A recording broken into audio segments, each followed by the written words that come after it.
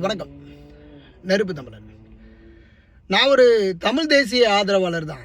ஆனால் என்னடா அது இந்த நேரம் பார்த்து திருப்பி விஜய் பக்கம் ஆதரவு தெரிவிச்சுட்டு இருக்கிறானே, பனைமரத்தில் ஒரு குத்து தென்னை மரத்தில் ஒரு குத்தா அப்படிங்கிற ஒரு கேள்வி இருக்கலாம். இங்கே பொறுத்த வரைக்கும், அரசியலை பொறுத்த வரைக்கும் வாக்கு பெற்று இன்றைக்கி திராவிட கட்சிகளுக்கு மாறாக ஒன்று உருவாக்கணும். அப்படி திராவிட கட்சிகளுக்கு மாறாக ஒன்றை உருவாக்குவதற்கு முள்ளால் தான் எடுக்க முடியும். அப்படின்னா தமிழக வெற்றிக் கழகத்தை நம்ம பயன்படுத்தலாம், தப்பு இல்லை. இப்போ எல்லாரும் தமிழக வெற்றிக் கழகத்தில் இருக்கக்கூடிய இன்னைக்கு எல்லாரையும் கேள்வி கேட்குறோம், இதில் எத்தனை தலைவர்கள் இருக்கிறாங்க அப்படின்னு. நான் ஒரே ஒரு கேள்வி கேட்குறேன்.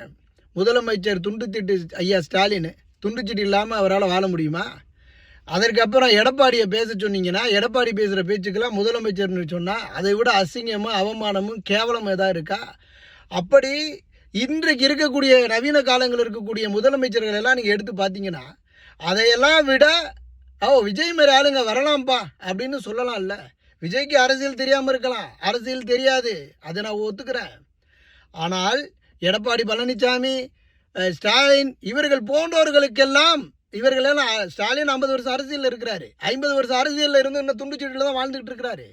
அப்படி இந்த துண்டுச்சீட்டில் வாழ்ந்துட்டு இருக்கக்கூடிய இவர்களெல்லாம் முதலமைச்சர்களாக இருக்கும்போது, அங்கே ஒரு வெற்றிடம் இருக்கப்பா, இன்னொருத்தன் வந்து புதுசாக வந்து கற்றுக்கிட்டு நல்லா ஆட்சி புரியட்டுமப்பா அப்படின்னு சொல்கிறதுல என்னங்க தப்பு இருக்குது?